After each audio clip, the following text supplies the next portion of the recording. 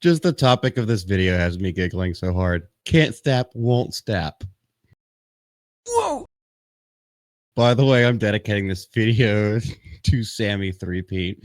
I don't know why, but it came up into one of the news sites that I look at. And so Creed is coming back apparently. We got Scott Stapp. He's made a reemergence. Obviously, it had a solo career and actually been doing pretty well at that. But Creed themselves are coming in. So let's see how many times I burst into a song while I'm reading this article. Now, in an interview, he has called 2024 one of the most incredible years of his career, saying, and I'm trying not to burst into song because I really want to, the meme is still alive. After everything that I've gone through personally and professionally, to see this whole thing come full circle in such a profound way, there have definitely been some watery-eyed nights. But it's okay. We accepted your watery-eyed nights with arms wide open. And Scott Stapp, all right, trying to be serious for a little bit. Scott Stapp joined Loud Nights on Thursday this week for an exclusive interview and reflected on everything that's happened in the last year. The conversation can be found here. Link is in the description, or at least you can see it on my screen. From the massive resurgence of Creed to the release of his fourth solo record, Higher Power, Stapp was very open about having a lot to be grateful for, thanking God as he did in the first album. And right now, I'm so in the moment and just living my life from the standpoint of taking it one day at a time. Now, this is something that he goes back to time and time again, because I have listened to this. So, like, all jokes aside, we're trying to take this as seriously as possible. Scott Stapp has been a whirlwind of media drama from all kinds of things. Now, granted, we saw at the Super Bowl he could fly, or he could at least glide. He could at least gracefully land. But there has been a lot of scandals that have come out around him. Other people say he's a good guy, and it seems like he's finally calmed down. He's back focused on things. So, I mean, at least this is a good thing. And yes, I did have to pause right there because of the next sentence. I am just solely focused on what's right in front of me with the Creed cruise. I want to go on a Creed cruise. What does that entail?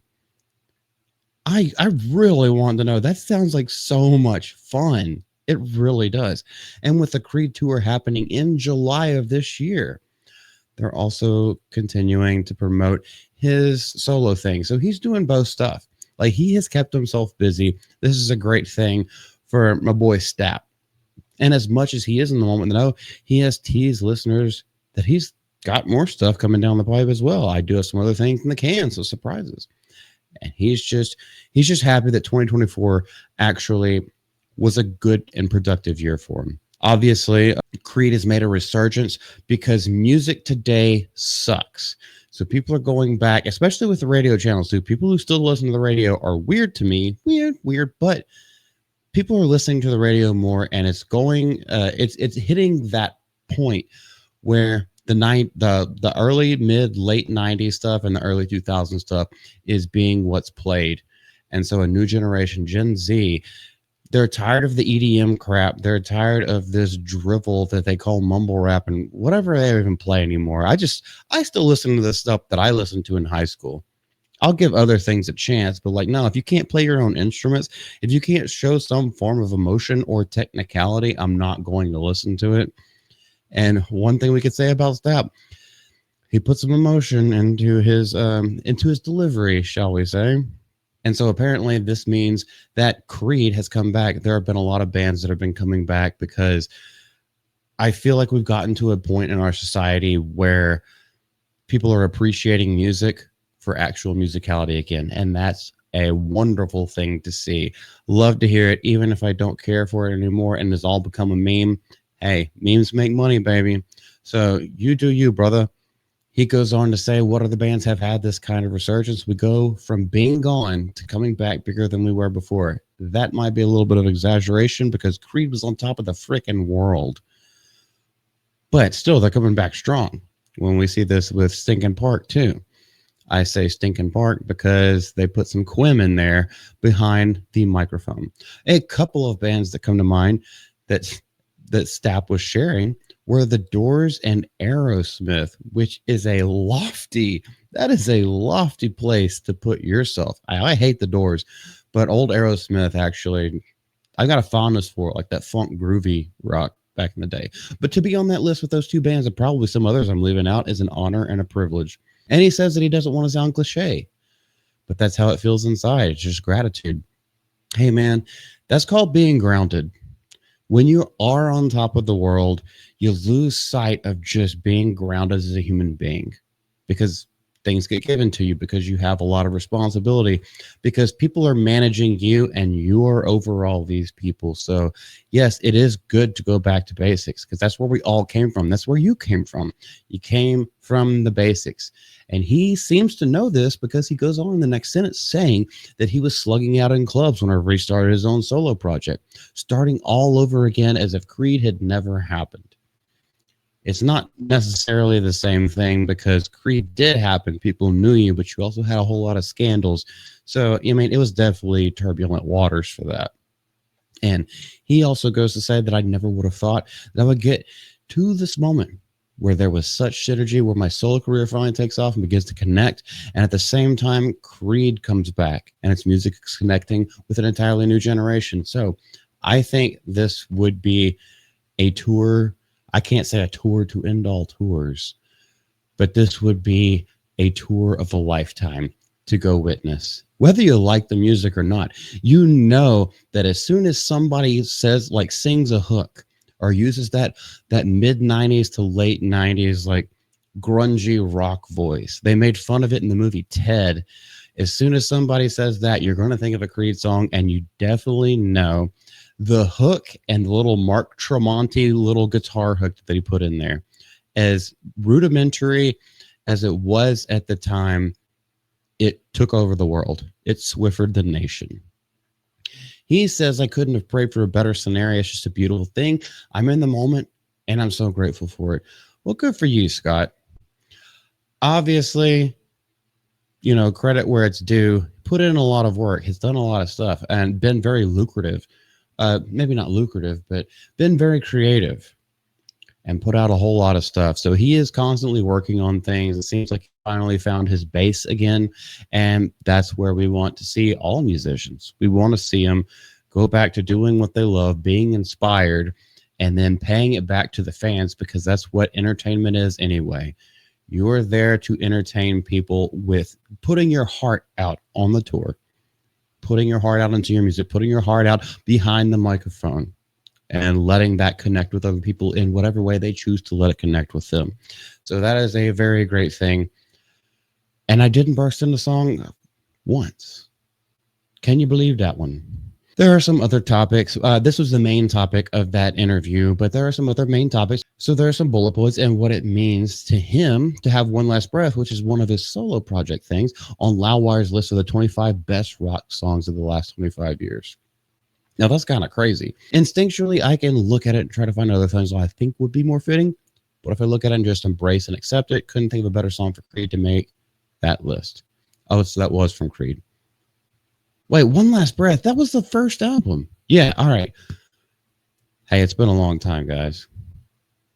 Is that the one that's like, Feel Vision of the Cross? Is that one? I'm pretty sure it is. So they probably have Godsmack on that list too, if that one made it. But anyway, yeah, maybe he thinks that they had better hits, and they obviously did. But that was the one that hooked everyone in. It's like that first Nickelback song that made them famous. I can't remember. This Is How You Remind Me. Is that what it's called? But that one made them known to everyone, and that's what really jump-started their career. So that, and One Last Breath, if I am remembering that song correctly, that is the one that jumped Creed into the megasphere. So I think it does deserve to be on that list in that case if they were going to use it that way. Next bullet point, how he hopes his journey inspires others when you're in situations where you feel like your whole world is falling apart. Focusing on the one thing you can be grateful for could change the narrative of your day and the narrative of your mind. Yeah, Thanksgiving, my favorite holiday of all time. That never changes. I mean, I love Halloween too. I mean, they're Halloween and Thanksgiving are neck and neck every year, but I absolutely hate Christmas. I am the Grinchiest of Grinches. Thanksgiving is the one that everyone looks over, yet I think as a person and a human being is the most important to all of us, or should be. So that's also a good sign. It's a good sign that he has matured and he is like more at home with just being a good individual, a good human being, and putting his effort into things that are doing good rather than being selfish and going down crazy drug fueled rage paths again. The last thing that he says when he thinks impacted some of the downward spirals in his life, too much of my mind was in the past and too much was in the future instead of focusing on what was going on at the time. Now, that's something that I don't know if I have really a comment on, because if that's how he felt at the time, or if that's how he feels looking back in retrospect, hey, that's totally what that's how he comes to terms and grips with it. I tend to think, I also have a crazy brain, but I tend to think about past, present, and future all at once. That's kind of how I try to live my life and interact with people. Yes, I'm thinking about what I know about you from your past. I'm also making jokes for myself and then talking to you as a human being. And then like, is the joke or is this comment going to hurt our relationship in the future? That's the one I fail at the most because I don't have everything down. Nobody knows everything about someone's past and like every little thing that makes them tick. But that's where I fail. But I try to think about all three things at once. Always looking ahead, always remembering from the past, and making sure that you are present in the moment. Put the damn phone down and just talk to people. That's what I have to say about this. Good on you, Stapp. Can't stop, won't stop. I really hope, oh my goodness, I really hope I can go to like one of these shows and he comes in just wired up and glides down in the audience, like fully tie-dyed and all kinds of like, that would just be the greatest. And then he just rips it off and he's like, nah, guys, I'm real. Like, I can laugh at myself for what I did because we're still laughing. It's so great. So if you guys wouldn't mind, if you have anything to say, put it down in the comment section below. Please like and share this video. And if you do subscribe to our channel, we will welcome you with arms wide open under the sunlight. Welcome to GCA. We'll take you. I can't remember the rest of the words. Y'all have a great day. Multi.